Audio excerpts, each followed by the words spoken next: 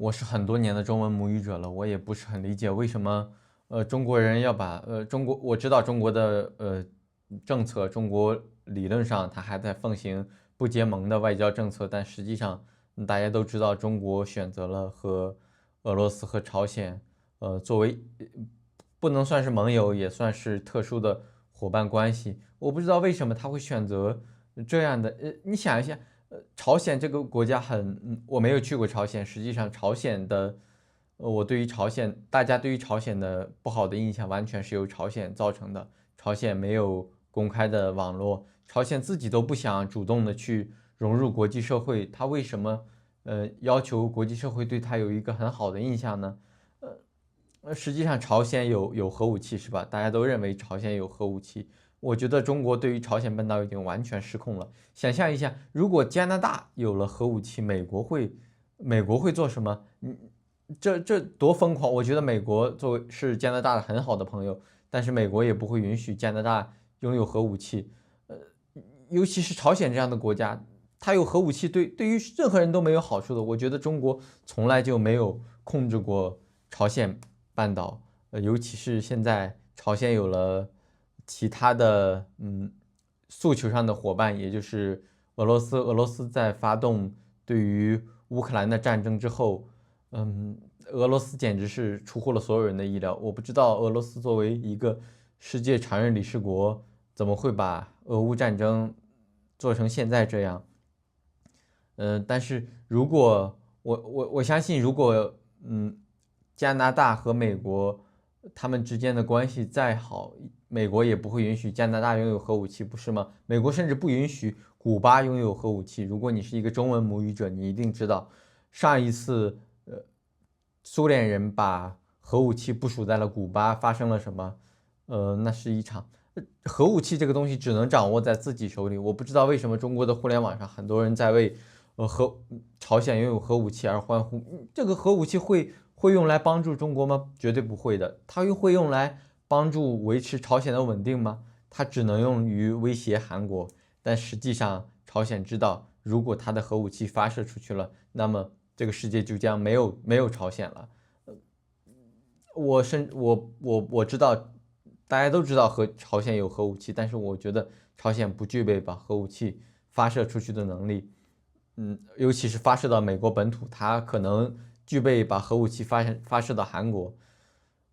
它可能具备这个能力吧，但是换来的是什么呢？朝鲜的领导人绝对不是一个疯子。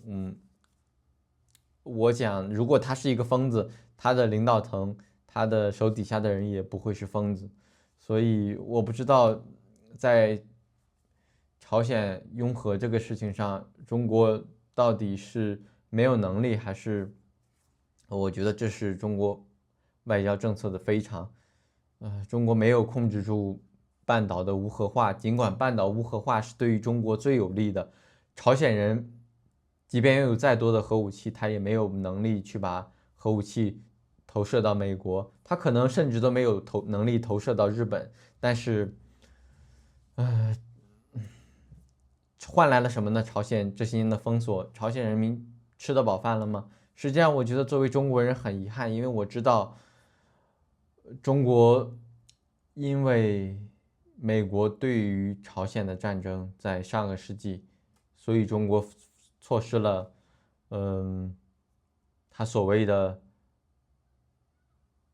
主权领土完整的这一个诉求。实际上，台湾人的命运，在俄罗斯和在乌克兰入侵俄罗斯之后，我才知道台湾人民的命运只能掌握在台湾人民自己的手里。如果哪怕是像开战前的俄罗斯拥有的这种军事实力和全球的根深蒂固的文化影响力，乌克兰也没有亡国，不是吗？而且肉眼可见的局势在变好。如果台湾人，如果中华民国人想捍卫自己的利益，那么他一定要相信自己。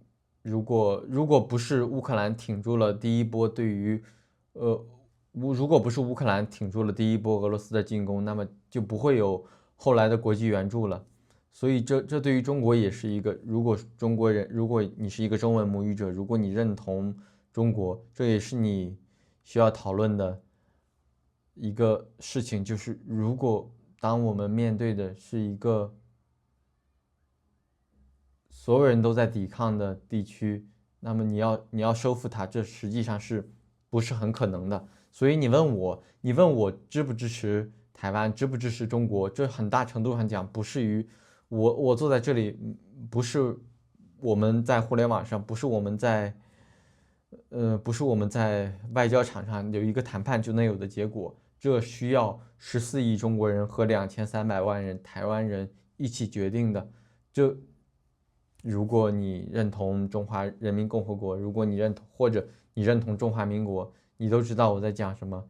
我们的命运只能掌握在自己的手里，而不是像朝鲜。朝鲜没有能力保护自己了，已经。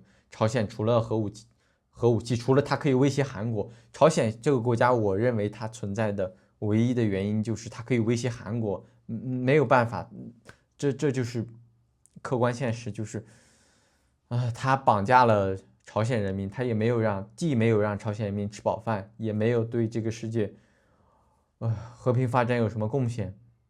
如果他只是威胁了韩国，他只是满足了朝鲜的领导人的自己的个人的权利的独裁。实际上，我不知道在未来他还能持续多久，但是，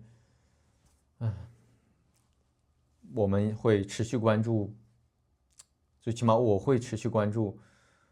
我不是很在乎朝鲜人民生活的怎么样，我甚至不知道朝鲜的语言，但是，这和中国，这和台湾，这和美国，这和日本有非常密切的关系。如何实现半岛的稳定？如何实现？我不知道中华人民共和国对于半岛的朝鲜半岛还有没有掌控能力。如果中华人民共和国自认为是一个负责任的大国，而且在成长为一个世界的重要的力量的时候，它一定要控制好朝鲜半岛。呃，用“控制”这个词不是很好听，但是它一定不要让朝鲜半岛发生更多的危机，无论是对于美国、对于中国、对于日本，哪怕对于朝鲜他自己。